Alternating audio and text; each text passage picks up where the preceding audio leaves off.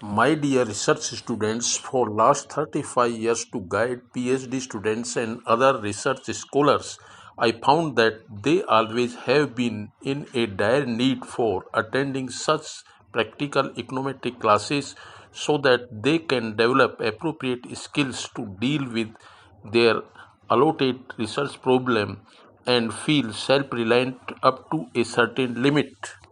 मेरे प्रिय शोध विद्यार्थियों, विगत 35 वर्षों से पीएचडी विद्यार्थियों एवं अन्य शोधकर्ताओं को विभिन्न स्तरों पर मार्गदर्शन करते हुए मैंने यह पाया कि उनको हमेशा एक ऐसी प्रायोगिक अर्थमिति की कक्षाओं की सख्त जरूरत रही है जिसमें कि वे अपने शोध कौशल को विकसित कर सकें ताकि अपनी आवंटित शोध समस्या को कुशलतापूर्वक हल करने में काफ़ी हद तक स्वावलंबी महसूस कर सकें।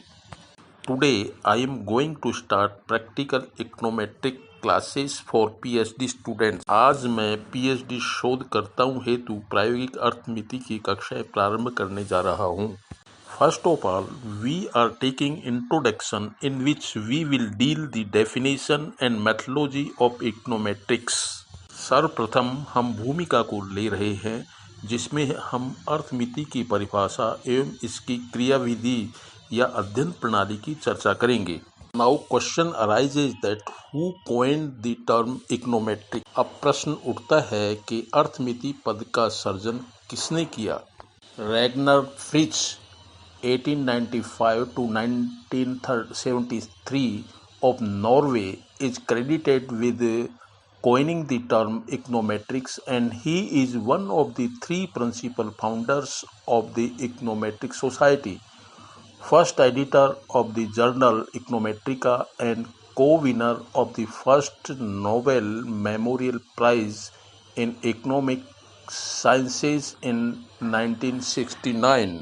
नॉर्वे के रैगनर फ्रिच 1895 से 1973 तक को अर्थमिति पद का सृष्टा माना जाता है। वे इकोनोमेट्रिक सोसाइटी के 3 प्रधान संस्थापकों में से एक हैं तथा इकोनोमेट्रिक जर्नल के प्रथम संपादक हैं और 1969 में अर्थशास्त्र में प्रथम नोबेल प्राइज के को-विनर रहे हैं। Now we will try to understand the literal meaning of econometrics. अब हम अर्थमिति के शाब्दिक अर्थ को जानने का प्रयास करते हैं। Econometrics can literally be interpreted as economic measurement or econometrics is equal to economics plus statistics. अर्थमिति की आर्थिक व्याख्या इस प्रकार की जा सकती है कि यह आर्थिक मापन है या अर्थमिति बराबर अर्थशास्त्र प्लस सांख्यिकी। Now we come to the definition of econometrics. अब हम अर्थमिति की परिभाषा पर आते हैं। Ragnar Frisch in his editor's note in Econometrica volume first page number 1 to 4 1933 defines econometric as the economic theory in its relation to statistics and mathematics. Ragnar Fritz ने इकोनोमेट्रिका volume 1 page number 1 to 4 1933 में econometrics को परिभाषित करते हुए बताया कि आर्थिक सिद्धांतों को सांख्यिकी एवं गणित से जोड़ना ही अर्थमिति है। H. Thale in his book Principles of Econometrics 1970 says that econometrics is concerned with the empirical determination of economic laws. Thiel के अनुसार अर्थमिति आर्थिक नियमों के आनुभविक निर्धारण से संबंधित है। Now we come to the methodology of econometrics. अब हम अर्थमिति की अध्ययन पद्धति पर आते हैं। Now we come to the methodology of econometrics. अब हम अर्थमिति की अध्ययन प्रणाली पर आते हैं। Although there are several schools of thoughts available on econometric methodology, we deal with traditional or classical methodology as adopted by Professor Damodar and Gujarati. यद्यपि अर्थमिति की अध्ययन पद्धति के बारे में अनेक वैचारिक संप्रदाय उपलब्ध हैं, तथापि हम परंपरागत या प्रतिष्ठित अध्ययन पद्धति पर विचार करते हैं जिसे प्रोफेसर दामोदर एंड गुजराती ने भी अपनाया है।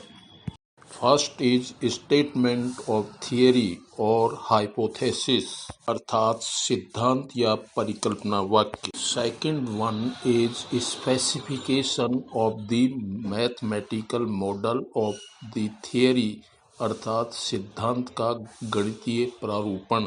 Third one is specification of the statistical और इकोनोमेट्रिकल मॉडल अर्थात सांख्यिकीय या अर्थमितिक प्रारूपण। Fourth one is obtaining the data अर्थात समंक प्राप्त करना। Fifth one is estimation of the parameters of the econometric model अर्थात अर्थमितिक प्रारूप के प्राचलों का आकलन करना।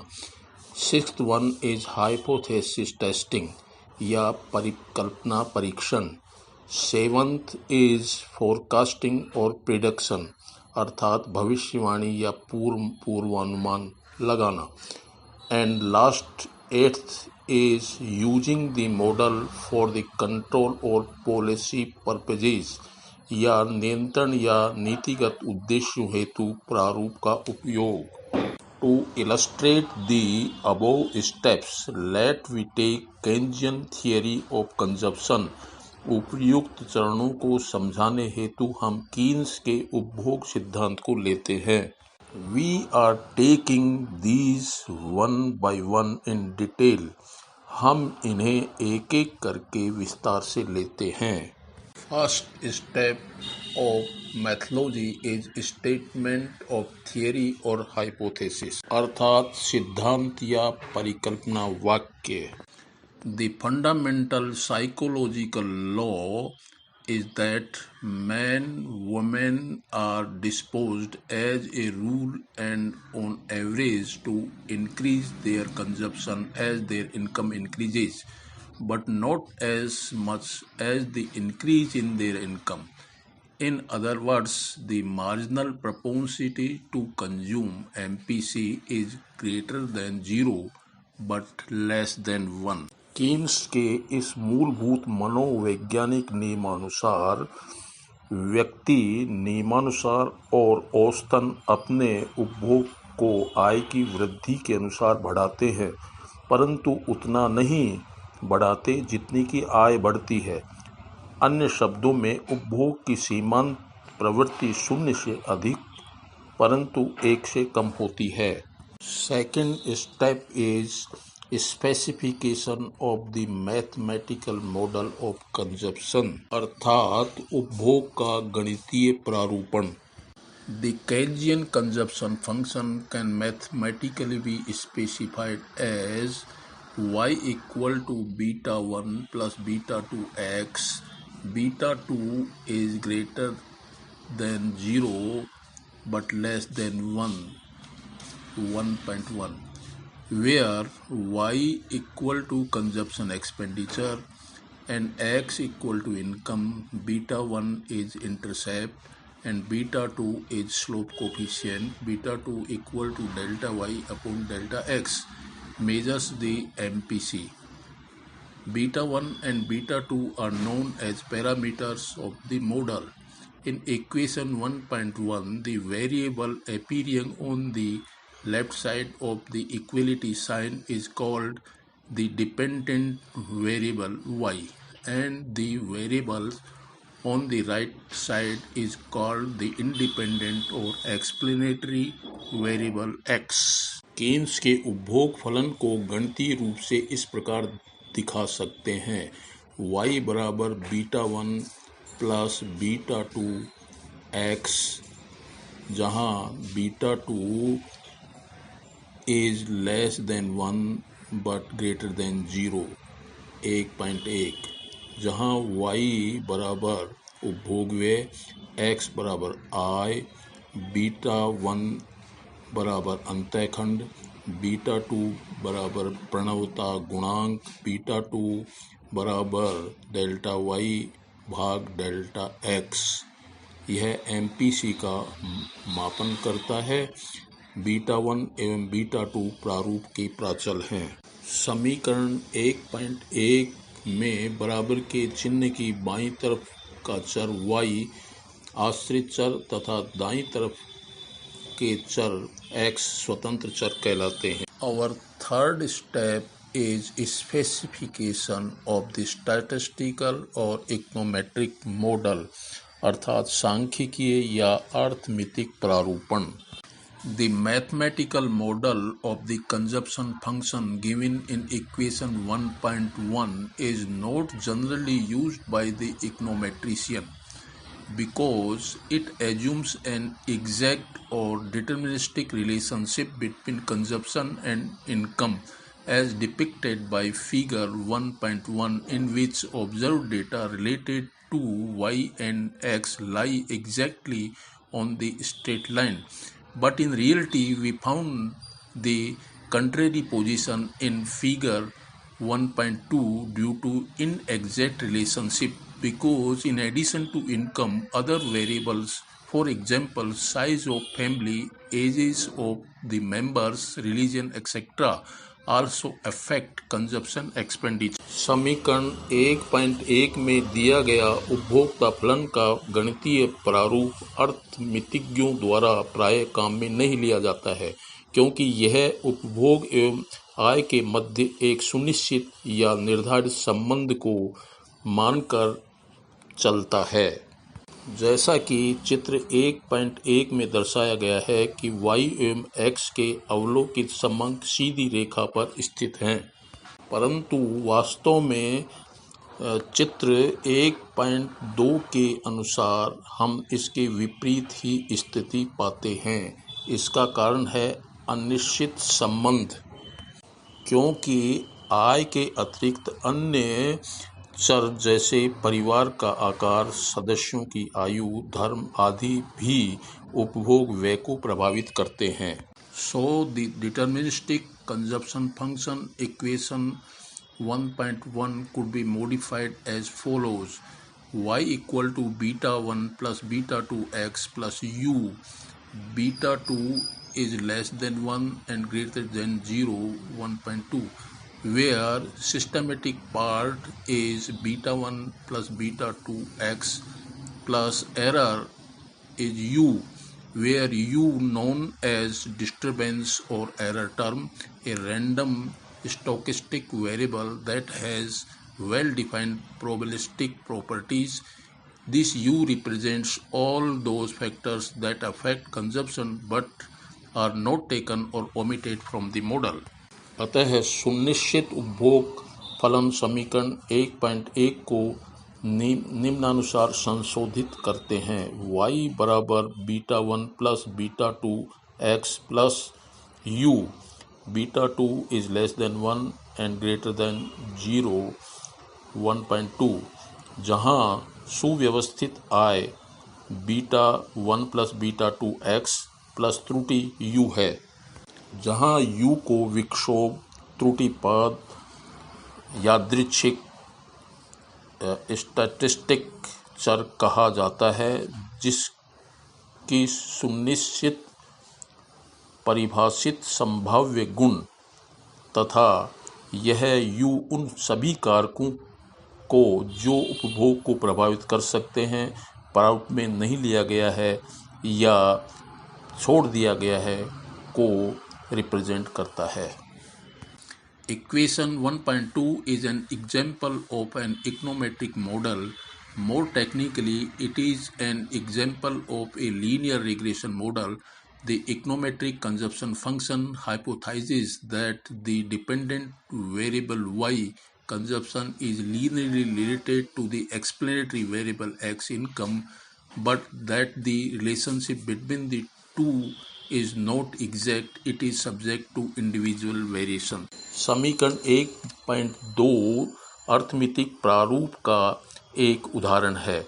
अधिक तकनीकी रूप से यह एक रेखीय प्रतिगमन प्रारूप का उदाहरण है। अर्थमितिक उपभोग फलन परिकल्पित करता है कि आश्रित चर उपभोग एक्सप्लेनेटरी चर yi से रेखीय रूप से संबंधित है, परंतु दोनों के बीच सुनिश्चित संबंध न होकर वैयक्तिक विभिन्नताओं के अधीन है। Our fourth step is obtaining the data. We are considering here two data sets. हमारा चतुर्थ चरण समंक प्राप्त करना है। हम यहाँ दो तरह के डेटा सेट या समूह पर विचार कर रहे हैं।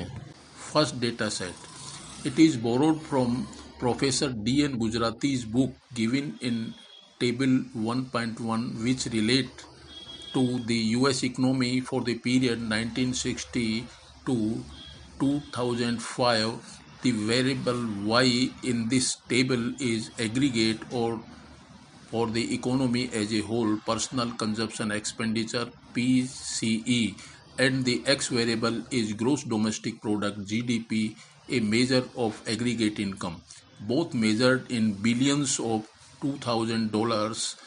Therefore, the data are in real terms, that is, they are measured in constant based on year 2000 prices. प्रथम समंक समूह यह प्रोफेसर डी.एन. गुजराती की पुस्तक से लिया गया है, जो यूएस अर्थव्यवस्था के 1960 से 2005 की समयावधि के हैं। वाई चर संपूर्ण अर्थव्यवस्था हेतु समग्र व्यक्तिगत उपभोग व्यय PCE है तथा एक्स चर सकल घरेलू उत्पाद GDP समग्र आय का मापक है। दोनों का मापन बिलियन डॉलर में स्थिर कीमतों पर 2000 आधार वर्ष पर है, अतः वास्तविक पद या रियल टर्म में है। Second data set. It is hypothetically generated data table 1.2 for aggregate personal consumption expenditure PCEY and the gross domestic product GDPX, a measure of aggregate income. Both are assumed in real term in crore rupees for a very short period 2015 to 2019 for the Indian economy. द्वितीय समूह भारतीय अर्थव्यवस्था हेतु अति अल्प समयावधि 2015 से 2019 हेतु समग्र व्यक्तिगत उपभोग व्यय PCEY तथा सकल घरेलू आय GDPX के समंकों को काल्पनिक रूप से सृजित किया गया है। इन्हें करोड़ रुपयों में वास्तविक पद में माना गया है। Our fifth step is estimation of the parameters of the econometric model, where estimates are obtained by using technique of regression analysis with the help of IBM SPSS Statistics 20. हमारा पंचम चरण अर्थमितिक प्रारूप के प्राचलों का आकलन करना है, जहां प्रतिगमन विश्लेषण को IBM SPSS Statistics 20 सॉफ्टवेयर के द्वारा प्रयुक्त कर प्राचलों को आकलित किया गया है। First estimates coefficients are given in table 1.3. YT hat equal to minus 299.591 plus 0.722 XT 1.3 equation. As a matter of convention, a hat over a variable y or parameter indicates that it is an estimated value. समंक समूह प्रथम के estimate के coefficients 1.3 table में दर्शाए गए। YT hat बराबर -299.591 plus 0.722 XT 1.3। परंपरानुसार y पर टोपी इसके आकलित मूल्य को दर्शाता है। Figure 1.3 shows the regression line fits the data quite well and the data points are very close to the regression line. The figure also indicates that for the period 1960 to 2005, the slope coefficient or MPC is about 0.72, suggesting that for the sample period an increase in real income of $1 led on average to an increase of about 72 cents in the real consumption expenditure for US economy. चित्र 1.3 दर्शाता है कि प्रतीप गमन रेखा समंकों से सुसज्जित है। समंक बिंदु प्रतीप गमन रेखा के सन्निकट हैं। चित्र 1960 से 2005 की समयावधि हेतु प्रवणता गुणांक या एमपीसी का मान 0.72 बताता है, जो ये सुझाता है कि प्रतिवर्ष अवधि के दौरान वास्तविक आय में $1 की वृद्धि से यूएस अर्थव्यवस्था में वास्तविक उपभोग व्यय में औसतन 72 सेंट्स की वृद्धि होती है। Second estimates coefficients are given in table 1.4। द्वितीय एस्टिमेट्स इसके गुणांक मूल्य सारणी 1.4 में दिए गए हैं। YT hat equal to 50 plus 0.75 XT 1.4. Figure 1.4 shows the regression line perfectly fits the data and the data points are exactly on the regression line. The figure also indicates that for the period 2015 to 2019, the slope coefficient or MPC is about 0.75, suggesting that for the sample period an increase in real income of 1 rupee led on average to an increase of about 75 paisa in real consumption expenditure for Indian economy. YT hat बराबर 50 plus 0.75 YT 1.4। चित्र 1.4 दिखाता है कि प्रतीप गमन रेखा समंकों से पूर्णतया संयोजित है तथा समंक बिंदु ठीक प्रतीप गमन रेखा पर ही हैं। चित्र यह दर्शाता है कि 2015 से 2019 की समयावधि के दौरान एमपीसी का मान 0.75 रहा है, जो ये सुझाता है कि प्रतिवर्ष अवधि के दौरान वास्तविक आय में $1 की वृद्धि से भारतीय अर्थव्यवस्था में वास्तविक उपभोग व्यय में 75 पैसे की वृद्धि होती है। Our sixth step of methodology is hypothesis testing. As noted earlier, Keynes expected the MPC to be positive but less than 1. In our first data set, we found the MPC to be about 0.72, while in second data set it is 0.75. हमारा छठा चरण है परिकल्पना परीक्षण। जैसा कि पूर्व में दर्शाया गया है कि एमपीसी धनात्मक होनी चाहिए परंतु 1 से कम। हमारे प्रथम समंक समूह में एमपीसी का मान 0.72 तथा सेकंड समंक समूह में 0.75 आता है। Our seventh step is forecasting or prediction. We may use it to predict the future values of the dependent or forecast variable y on the basis of known or expected future values of the explanatory or predicator variable x. हमारा सातवां चरण है पूर्वानुमान या भविष्यवाणी। हम इसका उपयोग आश्रित या y चर के मूल्यों का पूर्वानुमान एक्सप्लेनेटरी या प्रिडिक्टर चर y के ज्ञात या प्रत्याशित मूल्यों के आधार पर लगाने में करते हैं। For data set, first, to illustrate, suppose we want to predict the mean consumption expenditure for 2006. The GDP value for 2006 was $11,319.4 billion. Putting this GDP figure on the right hand side of equation 1.3, we obtain about $7873 billion. The actual value of consumption expenditure reported in 2006 was $8044 billion. The estimated model equation 1.3 thus under predicted the actual consumption expenditure by about $171 billion, we could say the forecast error is about $171 billion, which is about 1.51% of the actual GDP value of 2006. प्रथम समंक समूह के लिए उदाहरण के लिए हम 2006 के औसतन उपभोग व्यय का पूर्वानुमान चाहते हैं। इसके लिए समीकरण 1.3 में 2006 में जीडीपी का मूल्य 11,319.4 बिलियन डॉलर रखने पर 7,873 बिलियन डॉलर प्राप्त होता है, जो वास्तविक मान 8,044 बिलियन डॉलर से 171 बिलियन डॉलर कम है। अर्थात वास्तविक उपभोग व्यय का पूर्वानुमान लगाया गया है, जो वास्तविक जीडीपी का 1.51% है। For data set second, to illustrate, suppose we want to predict the mean consumption expenditure for 2020.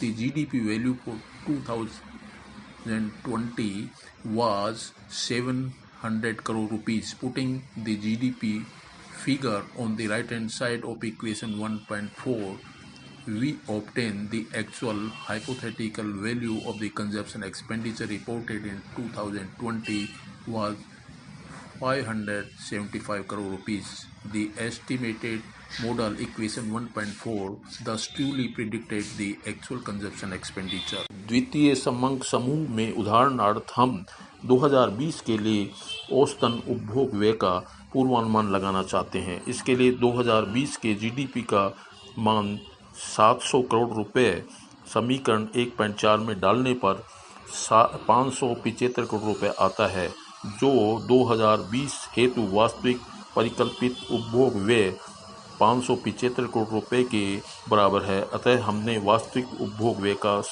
सत्यानुमान लगाया है। Our eighth step is use of the model for control or policy purposes. हमारा आठवां और अंतिम चरण है नियंत्रण या नीतिगत उद्देश्यों हेतु प्रारूप का उपयोग। Suppose the US President decides to propose a reduction in the income tax. What will be the effect of such a policy on income, thereby on consumption expenditure, and ultimately on employment? Value of income multiplier equal to 3.597. That is, an increase or decrease of $1 in investment will eventually lead to more than a threefold increase or decrease in income. Note that it takes time for the multiplier to work. प्रथम समंक समूह हेतु माना कि US राष्ट्रपति आयकर में कटौती का प्रस्ताव रखता है। इस नीति का आय, उपभोग व्यय और अंततोगत्वा रोजगार पर क्या प्रभाव पड़ेगा? चूँकि आय गुणक का मान 3.597 है, अर्थात विनियोग में $1 वृद्धि या कटौती 3 गुना से अधिक आय में वृद्धि या कमी दर्शाएगी, यद्यपि गुणक कार्य संपादन में समय लगता है। For data set second, income multiplier is equal to 4. That is, an increase or decrease of a rupee in investment will eventually lead to a fourfold increase or decrease in income. Note that it takes time for the multiplier to work. द्वितीय समंक समूह हेतु भारतीय गुणक का मूल्य 4 आता है, अर्थात विनियोग में ₹1 की वृद्धि या कमी करने पर आय में 4 गुना वृद्धि या कमी दर्शाती है। Thus, a quantitative estimate of MPC provides valuable information for policy purposes. Knowing MPC, one can predict the future course of income, consumption, expenditure, and employment following a change in the government's fiscal policies. अतः MPC का मात्रात्मक अनुमान नीतिगत उद्देश्यों हेतु महत्वपूर्ण सूचना देता है। MPC को जानकर हम राजकोषीय नीति में परिवर्तन द्वारा भविष्यगत आय, उपभोग व्यय एवं रोजगार का पूर्वानुमान ज्ञात कर सकते हैं। My dear research students, you can contact me only for PhD thesis work for those subjects which require data analysis, model development, estimation and interpretation, etc. on payment. Online classes will be started shortly. मेरे प्रिय शोध विद्यार्थियों, आप केवल मात्र PhD thesis कार्य हेतु उन विषयों में जिनमें कि समंक विश्लेषण, प्रारूप निर्माण, आकलन तथा निर्वचन आदि की जरूरत पड़ती है, मेरे से संपर्क कर सकते हो। इसके लिए भुगतान करना पड़ेगा। ऑनलाइन कक्षाएं शीघ्र ही शुरू की जाएंगी।